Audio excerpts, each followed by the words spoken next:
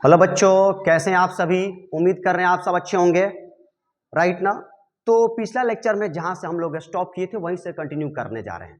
पिछला लेक्चर में हम लोग समानता का अधिकार में अनुच्छेद 14 को डिस्कस किए थे। आज हम लोग अनुच्छेद 15 को डिस्कस करेंगे। अनुच्छेद 15। तो अनुच्छेद 15 का पहला क्लॉज हम लोग समझने जा रहे हैं। अनुच्छेद 15 का पहला क्लॉज कहता है कि राज्य, ठीक है, राज्य अपने नागरिक के साथ केवल नागरिक के साथ केवल धर्म, मूल वंश, जाति, लिंग या जन्म स्थान के आधार पर भेदभाव नहीं कर सकता है। भेदभाव नहीं कर सकता है। यानी अनुच्छेद 15 का पहला क्लॉज ये कहता है कि जो राज्य है वो अपने नागरिकों को केवल इन 5 आधारों पर भेदभाव नहीं कर सकता है। केवल इन 5 आधार पर, मतलब धर्म के आधार पर भेदभाव नहीं कर सकता है, मूल वंश के आधार पर, जाति के आधार पर, लिंग या जन्म के स्थान के आधार पर। मतलब क्या, यहां पर एक वर्ड मेंशन है केवल, इसका अर्थ यह निकलता है कि अन्य आधार पर भेदभाव कर सकती है। अन्य आधार पर भी भेदभाव कर सकती है, राइट। अन्य आधार पर भेदभाव कर सकती है। आगे समझिएगा। फिर अनुच्छेद 15 का क्लॉज 2 समझिएगा। अनुच्छेद 15 का क्लॉज 2 ये कहता है कि कोई दुकान हो, मनोरंजन पार्क हो या सिनेमा हॉल हो, सिनेमा हॉल या पार्क या होटल या रेस्टोरेंट या सरकार द्वारा निर्मित, ठीक है ना, कुआं, तालाब, स्नान घाट जो आम पब्लिक के लिए है, ठीक है ना, इन सब जगहों पर जाने से कोई व्यक्ति किसी दूसरे व्यक्ति से भेदभाव नहीं कर सकता है। कितने आधार पर? 5 आधार पर। मान लीजिए कि कोई एक दुकान है, वो दुकान किसी पार्टिकुलर कास्ट का है, तो इसका मतलब ये नहीं कि उस दुकान में केवल उसी पार्टिकुलर कास्ट के लोग जाएंगे। वो जात के आधार पर अपने देश के नागरिकों से भेदभाव नहीं कर सकता है। उस दुकान पे सभी कास्ट के लोग जाएंगे, उस दुकान पे सभी धर्म के लोग जाएंगे, उस दुकान पे सभी लिंग के लोग जाएंगे, समझ में ना। यानी कि अनुच्छेद 15 का पहला क्लॉज राज्य को इन 5 आधार पर, कितने आधार पर? राज्य को इन 5 आधार पर भेदभाव से रोकता है। तो इन्हीं 5 आधार पर, ठीक है ना, अनुच्छेद 15 किसी व्यक्ति को दूसरे व्यक्ति के साथ भेदभाव को रोकता है। यानी कि अनुच्छेद 15 जो है ना, अनुच्छेद 15 वो राज्य और व्यक्ति दोनों के खिलाफ मौजूद है। राज्य प्लस व्यक्ति दोनों को रोकता है भेदभाव करने से, दोनों को। यानी अनुच्छेद 15 दोनों के खिलाफ मौजूद है, राज्य के खिलाफ भी मौजूद है और व्यक्ति के खिलाफ भी मौजूद है। और याद रखिएगा, यह अनुच्छेद केवल अपने नागरिकों के लिए, किसके लिए? नागरिकों के लिए, राइट। तो ये तो था अनुच्छेद 15 की मुख्य बातें, राइट ना। अब हम समझने जा रहे हैं अनुच्छेद 15 में अपवाद। इसमें भी अपवाद है, इसमें भी एक्सेप्शन है। वो इस एक्सेप्शन को समझिएगा। उससे पहले आप क्या करिए, इसका स्क्रीनशॉट ले लीजिए, राइट, ले लिए। चलिए आगे बढ़ते हैं। अब हम इसके अनुच्छेद 15 का ना अपवाद समझेंगे। आइए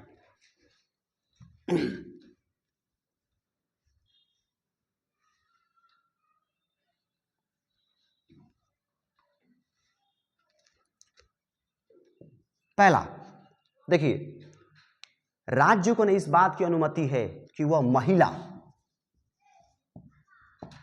प्लस बच्चा, छोटे छोटे बच्चे जो होते हैं ना, उनके लिए विशेष व्यवस्था करें।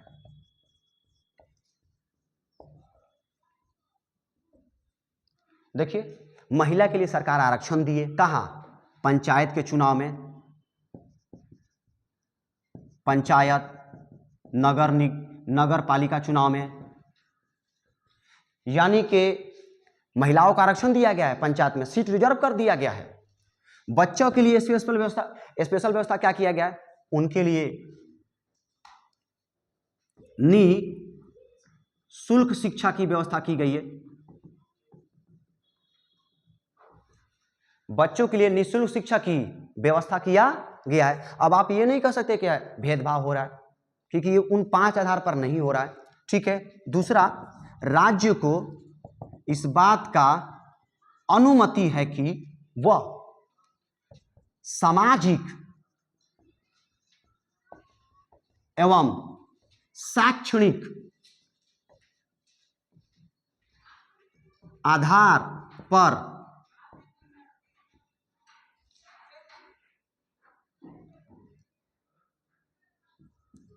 पिछड़े वर्ग या SC ST के लिए कोई विशेष व्यवस्था करे, विशेष व्यवस्था करे। राइट ना? तो इसका मतलब क्या है आप समझिएगा।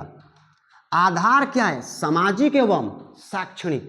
सामाजिक एवं शैक्षणिक आधार पर राज्य OBC या SC ST के लिए कोई विशेष व्यवस्था कर सकती है। जैसे राज्य विधानमंडल में, राज्य विधान मंडल में आरक्षण, सीट आरक्षित कर दे, सीट क्या कर दे?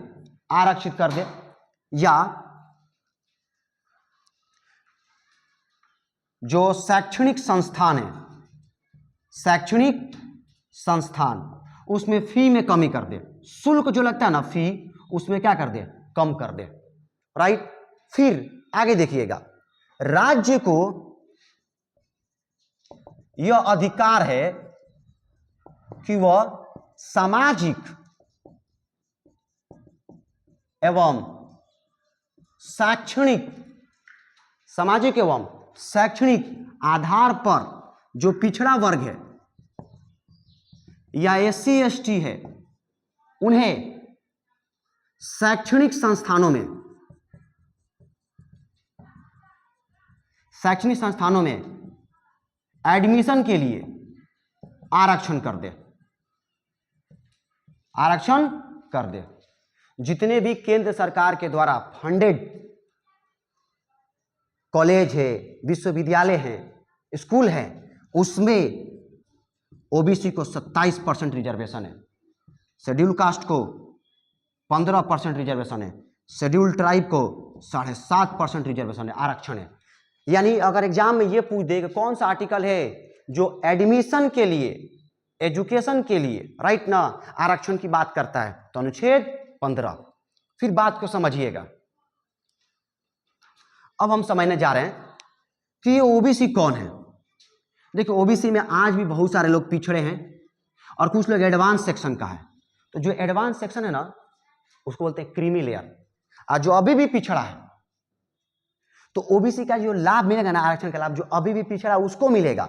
ये जो एडवांस सेक्शन है, जो क्रीमी लेयर है, उसको नहीं मिलेगा। मान लीजिए कोई OBC का सदस्य था, IAS बन गया, IPS बन गया, राष्ट्रपति बन गया, उपराष्ट्रपति बन गया, जज बन गया, मतलब सुप्रीम कोर्ट के, हाई कोर्ट का न्यायाधीश बन गया, तो उन लोगों को ना ये आरक्षण का लाभ नहीं मिलेगा। जो अभी भी OBC में पिछड़ा है, उन्हें आरक्षण का ये लाभ मिलेगा।